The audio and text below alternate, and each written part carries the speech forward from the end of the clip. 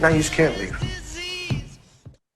All right, Harry Mack here, as always, with the Reverse Mush podcast. We have a very special guest this week, Helen Peralta. Don't ask anybody, but this might be our second take of the intro. Not that anybody's keeping track, but Helen's looking to earn a PFL contract later this month on the Contender Series when she takes on Lisa Malden. So, Helen, how are you feeling? How are we doing? I'm feeling good. I'm feeling, lean and mean, as they said. I adjusted my diet, so I don't have to cut weight for 125. So I feel fresh. Just got my hair cut, got my eyebrows threaded. So I'm just, looking good and kicking ass. There you go. And how do you feel about the opportunity to be a part of the PFL's first strawweight division? Oh, I'm very excited about it. I really like the format, the way that they do like playoff seasons. I think it's awesome.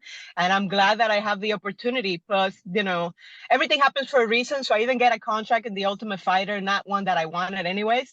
But think about it. Like if I get on the tournament and I make $1 million by the end of 2024, I'll be making more money than about 80% of all UFC fighters make through the entire time in the UFC. So it was a win-win situation.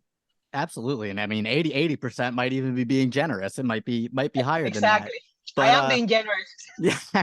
But yeah, so I mean, going back to the Ultimate Fighter, I guess I wanted to know how would you say your mindset is kind of different approaching something like the PFL Challenger Series, where it's kind of a one night win and you're in kind of deal, as opposed to the Ultimate Fighter, where it's more of a, it's a reality show, it's kind of week by week, it's more of an elongated process, I guess. Oh, I prefer short-term things. I like it. If it was up to me, I wouldn't even know who my opponent is until I got to the ring. I think that would be the best way to do it. I think fighters will be better at all of their skills because they wouldn't know who they're fighting. So I'm actually pretty excited about that. I don't like the long waits. I don't like thinking about the same chick for too long. That's why I'm single, and it's this one fight off. I like it. I'm all in. There you go, and I'm sure going back to the PFL's format in that regular season, that must be appealing to you too. No, right? Get the chance to fight 3-4 times in 8 months, however long it is. Yeah, that would be awesome. Because that's part of the problem with MMA, especially as a pro. Like, there's a lot of cherry picking. I don't even have a manager, so I don't pick anything. Sometimes I don't even know who I'm fighting. Like, I read the contract, I sign it, and then my friend's like, "Who are you fighting?" I'm like, "God damn it! Okay, let me go back, look at my documents that I save." I'm like, "I'm fighting this girl." I'm really looking forward to it. I want to stay busy. This is a young people's sport. I don't want to spend so much time sitting out. I actually enjoy fighting. It's a lot easier than training, but I train year round. So the more I'm training without fight, it's just like a more opportunity for injuries, and the moral goes down when you don't have any fights lined up. So I'm looking forward to staying busy. All right, there you go. And yeah, if you stay ready, you don't got to get ready. And so Helen, in your last bout, I guess it's fair to say you're probably coming into the Challenger Series with a bit more hype than most other opponents. You took on Aline Pereira, the sister of UFC middleweight champion Alex Pereira in LFA, and you came in as a plus 250 underdog, a pretty sizable underdog, and beat her pretty convincingly. So I guess were you at all intimidated by going in with such a prestigious name and her big scary brother and all of that, or how did that just affect your mindset going into that fight? I was just excited because I knew he would be there, and I took the fight just because I wanted to meet the champion. I was not thinking about the ins and out and like how dangerous she is. I found out pretty quick when she landed a few shots. I'm like, oh wow, she hits just as hard as her brother. Most of the time, I hit harder than all the girls in my weight class, but they seem Mhm. like they really cut weight. Because same Right. thing with Alex. Alex was way bigger than Easy, and I felt that size different when I approached her. I'd never been hit that hard, so it was eye opening. But I wasn't even thinking about the hype in my mind. I was hyping her up because I was like, the better she looks now, the better I'm gonna look when I whip her ass. Because I already knew the end of the story. All right, there you go. Strength of schedule. It's a good win on the resume, good name on the resume. But yeah, that was also going to be one of my questions. Is Alex Pereira just as massive a human being as he seems? I'm sure you train with some other middleweights and stuff like that, and as do I. But I have never seen a guy who can make 185 at his size. I think it's his bone structure is different. You have more of that native,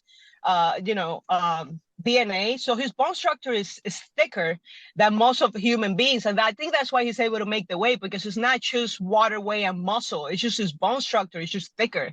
Same thing with his sister. Like if you look at her knuckles, they're all protruded. For me, it's only this two because only the first two. because that's the one they use for striking, but they use their whole the whole surface of their fist to punch, which is insane in my opinion, but it works for them. Yeah, there you go. If it works, it works. And so on top of your 6-3 pro MMA record, you're also an undefeated bare knuckle boxer. So I guess what did you learn from that experience that you think will kind of help you in the smart cage and on the PFL Challenger Series? How does that kind of translate? For me, after I did bare knuckle fighting, I realized that we're not as fragile as we think we are.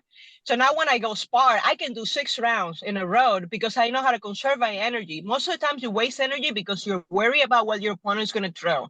You worry about getting hit. You worry about getting caught. After fighting the bare knuckle champion, and some other chick, I can't remember her name. I learned that, okay, I don't have to worry about someone wearing gloves because, I've already taken some really hard shots. So I'm not so worried. So I'm not reacting to things that are not there. Most of the times when my training partners faint, it's not working, but it's not that they're not doing it right. So I don't give a fuck if you hit me because in order for you to touch me, you have to enter my bubble. And once you enter my bubble, that means I can touch you too. And my money's on me. Well, there you go. So you have no problem taking one to give one. Oh, no, we can do that, Trey, all day long. I'm in. There you go. And so coming into this fight with Lisa Malden, where do you feel that you match up best with her? I guess where, without giving too much of the game plan away, I guess where do you feel that you really have the advantage in this fight? I think it'll be mindset because, to be honest, I haven't watched her fights yet.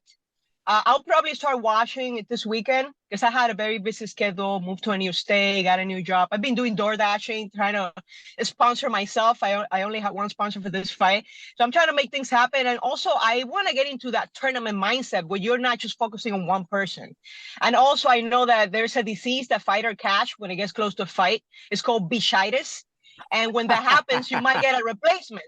So I don't want to spend all this time thinking about her and then it might be somebody else. Instead, I've just been focusing on the things that I know I need to work on. And then next week is what we call Hell Week, but we go a little harder. Then we'll watch tape together. I know my coaches probably really watch her tapes, and then we'll focus on that. I think the advantage for me is mindset. I'm willing to die when I'm in there. You will have to kill me for me not to get back up angry. The harder you hit me, the more angry I'm going to get. There you go. And so it sounds like from what you're saying, we can expect a real brawl, a real slobber knocker in this one, right? Well, if she's up for it, unless she wants to hump my leg for 15 minutes. There you go. So you're gonna hold up your end of the bargain. What she does is up to her. I can't control what she does. I can control what I do. There you go. There you go. You love to hear it. And so my only other question I think I have for you, just looking at my notes here, do you feel, going into the Challenger Series, right? So obviously it's a bit of a different format than what most fighters are used to. So, does knowing that you need to impress the judges and impress the fans and kind of get, the celebrity panel vote and the fan vote and all of that, and just knowing that there's so many kind of outside factors that go into who gets a contract, does that affect your mindset or your game plan going into the fight at all? Not anymore. I used to when I first started, but now, everybody wants to win. Everybody wants a highlight reel. So, why would I let that affect me? Life is what happened to your plans. So when I'm in there, I'm going to go win, which is my priority. More importantly than impressing anyone is winning, securing the win, because your paycheck is cut in half when you lose. So you're trying to be too entertaining. So you have to be in control of what's happening.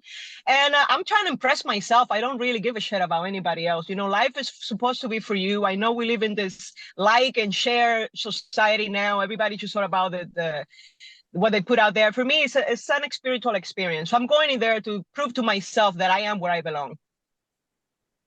Got it. Well, I look forward to seeing it, Helen. And thank you so much for your time. You have been beyond generous. Is there anything you want to plug before I let you go? No, I'm good. I just want a big shout out to everybody that's got my back. You know who you are. You know who you're not. Peace. There you go. Well, February 24th, PFL Challenger Series on Fubo TV. Make sure to tune in to see Helen hopefully win herself a PFL contract. And I'm looking forward to it, Helen. Can't wait to see you in there. Thank you. Have a good day. All right, you too. Bye-bye.